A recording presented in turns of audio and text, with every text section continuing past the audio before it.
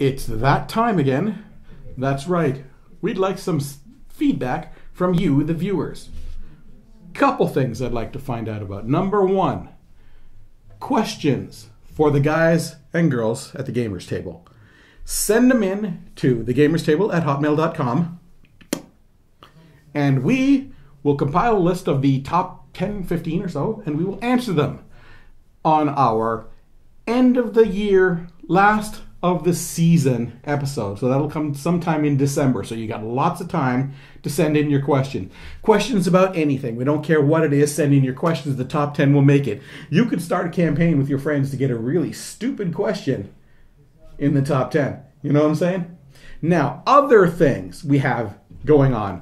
Coming up, we have our anniversary show that's coming up in October, I believe. Early October. I'll have to check the date. It'll be right here. Bing! And for that one, we want, hey, you remember this from last time? We want your favorite moments. So you have until September 30th. I'll make the date for sure. I think it's September 30th to get in your favorite moment from the Gamers Table. That's all 4 seasons of the Gamers Table, including the Gamers Table Independent Edition, which is wrapping up its 2nd season in December of this year.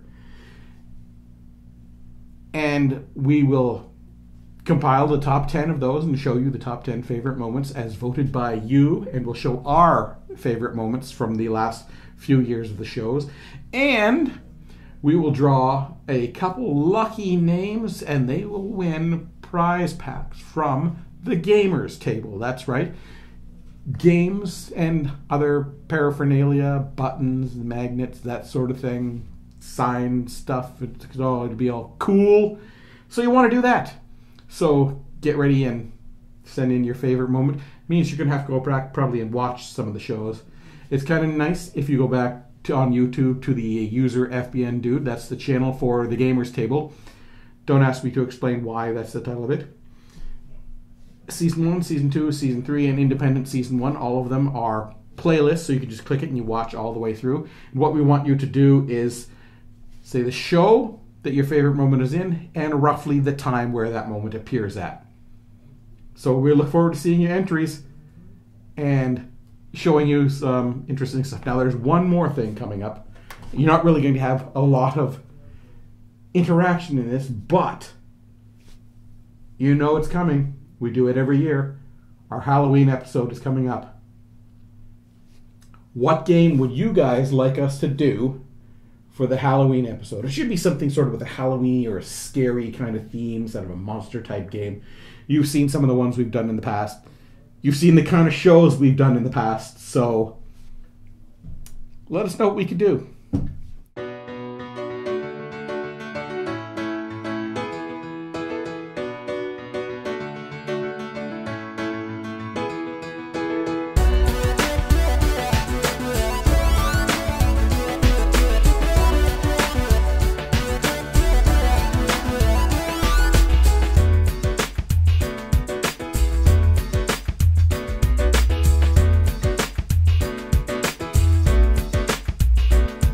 Hello and welcome to the Gamers Table, Independent Edition. It is Friday, and we're reviewing Mice of Valor. I like Mice of Valor. It's not a bad little game. There's no overview in this one, so I'm just going to read the objective.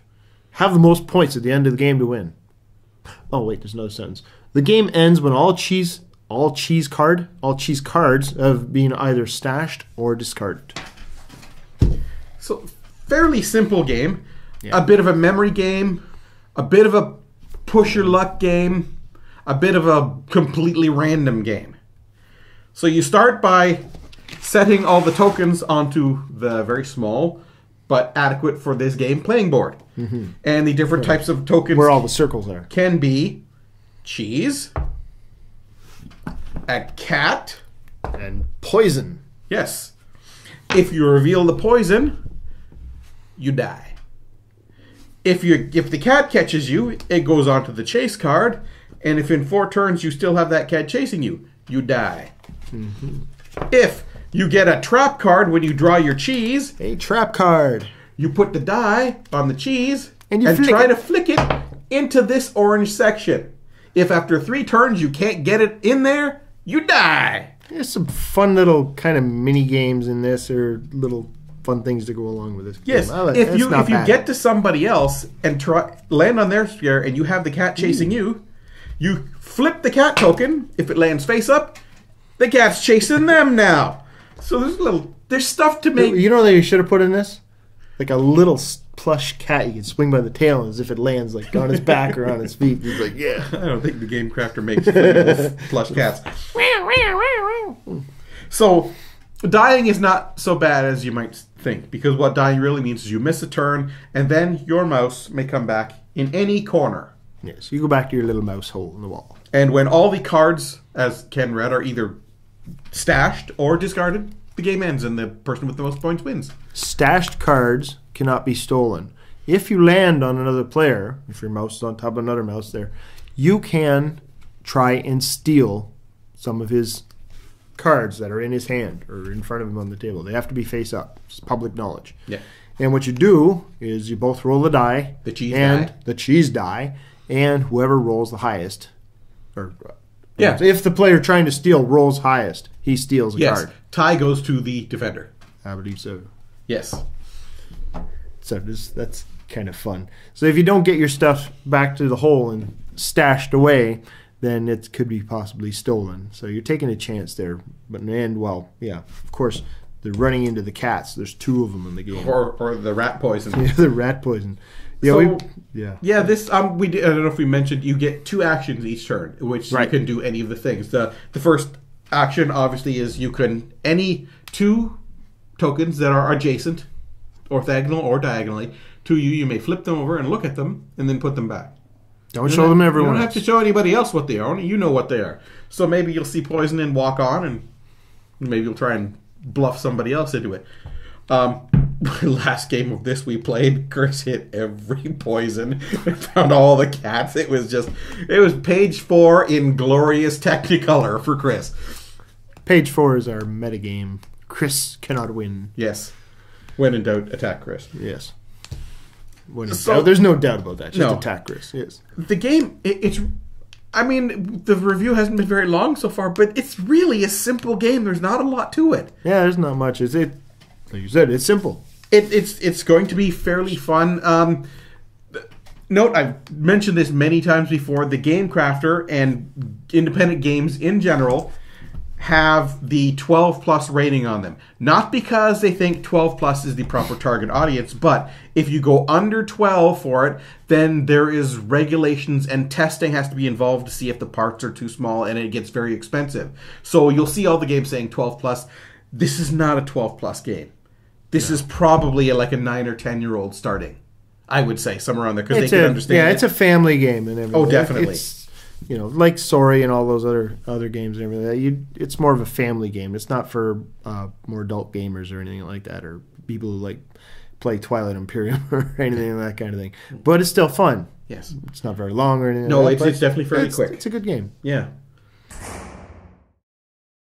So, wrapping up for Mice of Valor. The theme, you are a mouse trying to get cheese while avoiding the cats and the rat poison.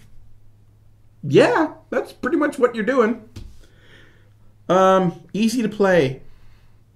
There's not a lot of deep strategy here. Look at the tokens, try and find the cheese, try and get the most cheese, stash cheese whenever possible. Fun to play. When somebody's hitting poison after poison and just losing turns and can't get anywhere, and it's not you, and you're laughing uproariously about it, much fun to play. A word comes to mind. Yeah, Schadenfreude. Yes. Hey, Chris. But as Ken said, it's a good family game. You can play this with your younger kids, get around the table. And because it's not skill as much as luck based for a lot of it. It's a die roll or it's a flip of the coin. Or the only one that's skill is the flicking of that flick. thing. But it's not a very long. No, but I expect Ken, difficult. the flick master, would drop it into the like every damn time. Things. But for all of that, I will give this, keeping in mind that I'm thinking of this as a family game, I give Mice of Valor a 7.5. I was going to think this was a family game too, but still, I don't know if I go that high. there's a lot of other games I think you'd consider family games too, but still, like Monopoly, I give 6. I think I would not Monopoly consider better. Monopoly a family game. You can't bring younger kids to play Monopoly. Why not? It's designed for It's not families. just, no, and 7-year-olds are not going to handle money and property. That's just not a kids. thing. You see it all the time. And it's wrong. In Mealborn and other games like that, or family games. I don't see any real faults with it or anything like that, but it's just a little too simple, and I would have liked maybe some different boards or something too like that. But yeah, it's just a quick little game, and I like the variety of tokens. You got 2 cats in there, so you're not making it too hard, throwing too many cats on the board or anything like that. But there are a fair amount of poison tokens and stuff in the game here. Yeah, there's still a fair. There's enough of them to make the game a little harrowing. You know, you can search and be careful about it, or you could just kind of scurry around the board and try and pick up the cheese and hope you don't run into the poison or anything like that. Worst it's going to do is going to send you back and you're going to lose a turn. Not a big deal, you know. But, you know, the fun little mini games, flicking the cheese, and you can't see it off the board here. You get the little card here. I'm going to look over at the screen there. That's where I'm looking. But now I'm going to look back at you. This is the cheese. This is always your die. This also helps you steal from the other mice, the other players. What you do is you and the person you're trying to steal from both roll the die. If the thief rolls higher, he steals. It'll just be one of the face-up cards. The face-up ones, mind you. Not the ones that are stashed away. Anything you stash away, take back to your little hidey hole in the wall there, is safe. But other than that, there's really not much to it. You got your little cat track, you know, cat pursuit track and everything like that. And if you don't... I'm trying to remember now. If you don't elude them by the end of the 4 there, you get sent back home. Is that right, Yep. Craig? Mm-hmm. He's off camera over here. Wave, Craig. All right. Don't poke me, man. No. Anyway, yeah, I'm just going to give it a 6. It's still a fun little game. I enjoyed it. You know, we had fun with it and everything like that. It was fun seeing Chris pick up all the poison and stuff. No, it's not going to happen every time. No. But... Oh, I was a little too far. You're not supposed to be flicking. No, you flick the die. cheese. Flick the die. The cheese die. See? Oh! First shot. See? Well, not well. No, I can. Yeah, you I can flick see the it. cat. Yeah, okay. Cool. Don't All right. flick the cat, man. Don't flick the cat, man. Swing you by the tail. So that's it for this episode of the Gamers Table Independent Edition. Tune in next week-ish for another review of another game. That ish could be a whole week or 2. Who knows? Depending on how quick he edits and stuff. Life is what it is. Yeah. See you later.